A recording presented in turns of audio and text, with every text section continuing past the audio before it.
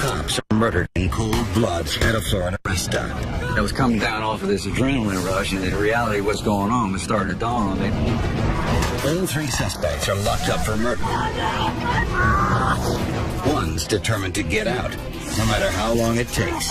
He was, you could say, a troublemaker inside an institution. 20 years later, he finally finds freedom. But a drunken night could ruin everything, and his only choice is to disappear. In a rural area, it can be easy to blend in. We knew that he could be dangerous. We would be losing our opportunity if we didn't make contact right away. 21-year-old Walter Rose looks clean-cut, but he leads a reckless lifestyle that often ends in trouble. I was a very irresponsible individual. When Rhodes is finally busted for 2 counts of robbery, he gets 15 years. After serving just 4, he's released on parole. He's trying his best to make ends meet without breaking the law, but money's still tight. So when an old prison buddy calls him up, he smells opportunity. Jesse. For the next 3 days, Rhodes shuttles his new boss all over Miami. Keep going. He was doing drug transactions, cocaine.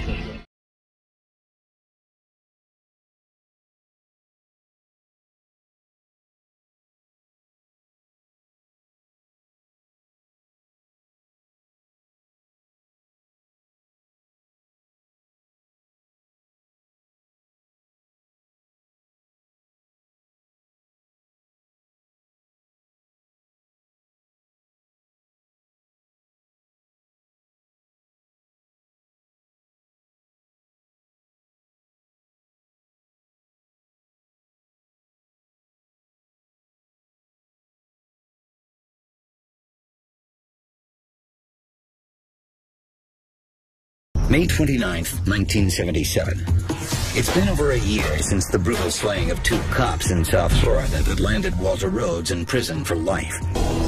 After his second failed escape attempt, Rhodes is shipped to a maximum security facility. Rhodes knows that to survive inside, he'll have to learn how to defend himself. I was teaching karate in prison. Rhodes came up to me and asked me if he could join the class. Rhodes spends the next several months pouring his energy into training. He gained a lot more confidence once he got into the class. As a karate student, Rhodes was very diligent in what he did. Soon, the two are not just teacher and student, but friends. Mark becomes Rhodes' protector. We sent word out that Rhodes was friends of ours, and he was accepted. Rhodes becomes less of a troublemaker and more of a model prisoner, but he never stops thinking about life on the outside. Eventually, I quit all this screwing around and I started educating myself. I spent a considerable amount of time taking every kind of course you can imagine, and I started straightening myself out.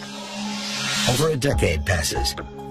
One day, an article catches his eye, and Rhodes finds himself opening up to the author, a woman named Sharon. She dedicates the next 7 years to getting him out of prison so they can be together. In April 1994, Rhodes gets his chance at freedom. He's granted parole and is allowed to move to Santa Fe, where Sharon lives. I was almost in shock after I did 18 years. As a free man, with a woman he loves by his side, Rhodes hopes for a fresh start. She had a desktop publishing business. Hey, honey. How you doing? Rhodes quickly learns the trade and helps grow the business. We produced books and eventually got into website design. Within months, Rhodes proposes. Please marry me. Walter, of course. Life seems promising. I love it. It's beautiful. Until one night.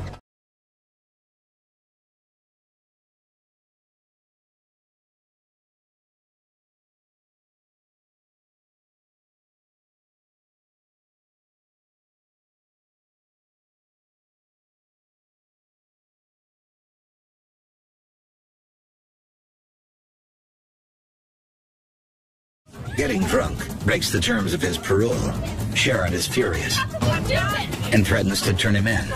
So we had an argument. I'm not going to listen to this. Forget it. As Rhodes storms out of the house, Sharon decides to call the police.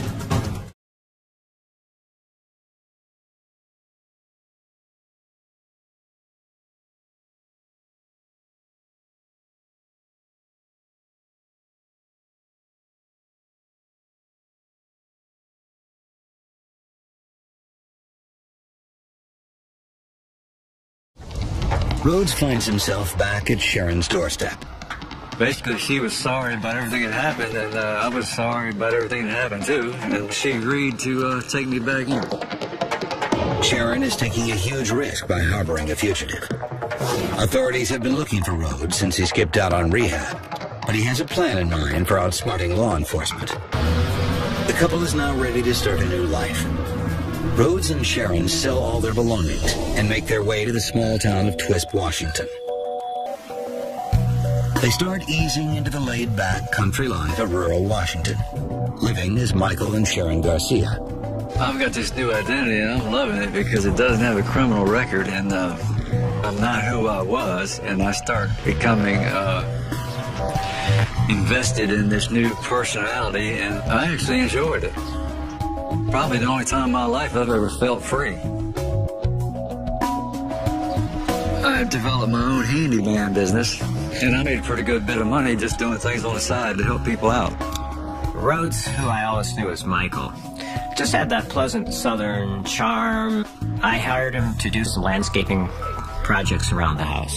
He was a great worker. He was enthusiastic, he was fun to talk to, and he knew how to work.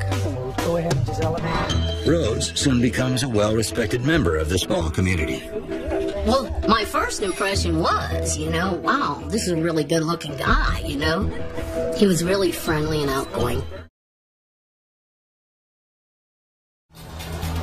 September 2003. Fugitive Walter Rhodes has been on the run for almost a decade.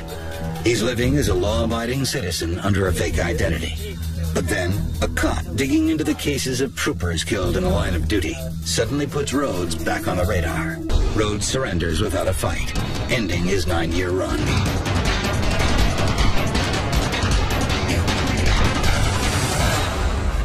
Rhodes and Sharon both are immediately arrested.